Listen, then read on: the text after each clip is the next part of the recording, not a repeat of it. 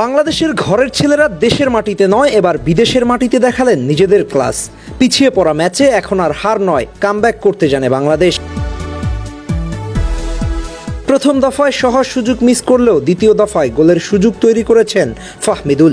একেবারে ঠান্ডা মাথায় হেড করে কীর্তনখোলা এক্সপ্রেসের পায়ের সামনে দিয়েছে বল, অতঃপর রাকিবের গোল। হামজা চৌধুরী, সামিদ সোমরা নিজেদের শেষ বিন্দু দিয়ে লড়াই করেছে। হংকং দর্শকদের কামব্যাক করে চুপ করিয়ে দিয়েছে। একেবারে চোখে চোখ রেখে লড়াই করে একটা পয়েন্ট ছিনিয়ে এনেছে। হংকং চায়নার মাটিতে ম্যাচ, গ্যালারিতে উপস্থিত 50,000 দর্শক, তার উপরে গ্যালারির ছাদ বন্ধ করেছে হংকং। প্রথম থেকে এক প্রকার মনস্তাত্ত্বিক চাপ দিয়ে রেখেছিল বাংলাদেশের উপর। ম্যাচের প্রথম থেকেই অ্যাটাক কাউন্টার অ্যাটাক চলতে থাকে। এদিন প্রথম একাদশের সুযোগ আসে জায়ান আহমেদ, সামিদ সোমের। মাঠ নিজেদের নিয়ন্ত্রণে নিতে সক্ষম হয় তারা, কিন্তু বিপত্তিটা বাধে ম্যাচের 36তম মিনিটে। হংকংয়ের একজন খেলোয়াড় ডিবক্সের ভেতরে ঢুকে পড়লে পেছন থেকে বলটা ক্লিয়ার করতে চাইছিল তারিক কাজী, কিন্তু রেফারি পেছন থেকে দৌড়ে এসে বাঁশি বাজিয়ে দিলেন ফাউলের। একেবারে সবাই যেন হতবাক। এই ধরনের ট্যাকেল থেকে আসলে পেনাল্টি পাওয়া কতটুকু যুক্তি আছে, কিন্তু রেফারি সবাইকে হতবাক করে দিয়ে শেষ পর্যন্ত পেনাল্টিটা দিয়েই দিলেন। পেনাল্টি থেকে গোল আদায় করে নেন হংকংয়ের দলীয় ক্যাপ্টেন, আর তাতেই প্রথমার্ধে 1-0 গোলে পিছিয়ে পড়ে বাংলাদেশ।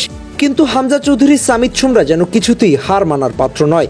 দ্বিতীয়ার্ধের শুরু থেকেই প্রাণপণ চেষ্টা চালিয়ে যাচ্ছিলেন বাংলাদেশ। দ্বিতীয়ার্ধে একের পর এক আক্রমণ গড়ে তুলেন বাংলাদেশ। মাঝমাঠ থেকে দারুণ সব সাপ্লাই দিতে থাকে হামজা চৌধুরী আর সামিদ সোম। তবে দ্বিতীয়ার্ধের খানিকটা বাদেই জায়ান আহমেদ এবং সোহেলকে বদলি করে মাঠে নামিয়ে দেওয়া হয় জামাল ভুঁইয়া এবং ফাহমিদুলকে।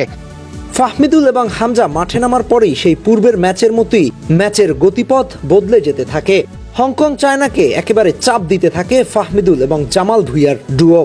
তবে গুরুত্বপূর্ণ সুযোগটা আসে ম্যাচের 76তম মিনিটে। হংকং ডিফেন্ডার অলিভার ঘারভিক সামিদ সোমকে ফাউল করে দ্বিতীয় হলুদ কার্ড দেখার পরে লাল কার্ড পেয়ে যায়। আর লাল কার্ড দেখার পরে 10 জনের দলে চলে আসে হংকং। এতে করে বাংলাদেশ আরো উজ্জীবিত হয়ে একের পর এক অ্যাটাক করতে থাকে। শেষ পর্যন্ত ম্যাচের 84তম মিনিটে ফাহিমের লং পাস থেকে বলটা পেয়ে যায় ফাহমিদুল, আর ফাহমিদুলের বুদ্ধিদীপ্ত অ্যাসিস্টে রাকিবের গোলে ম্যাচে ফেরে বাংলাদেশ। আপাতত এশিয়া কাপের মূল পর্বে খেলার স্বপ্ন শেষ হয়ে গেছে বাংলাদেশের। কোচ কাবরেরা আর বাংলাদেশের সমর্থকরা যদি চিন্তা করেন যে এই 1 পয়েন্ট নিয়ে আপনারা সন্তুষ্ট, তাহলে আলটিমেটলি বাংলাদেশ ফুটবলের উন্নতি কখনো সম্ভব নয়। বাংলাদেশকে ভালো করতে হলে লাগবে বিশ্বমানের একজন কোচ, সাথে জেনুইন একজন নাম্বার 9, তবেই বদলাবে বাংলাদেশের ফুটবল। আহমেদ হাসনাইন খান, টিম স্পোর্টস।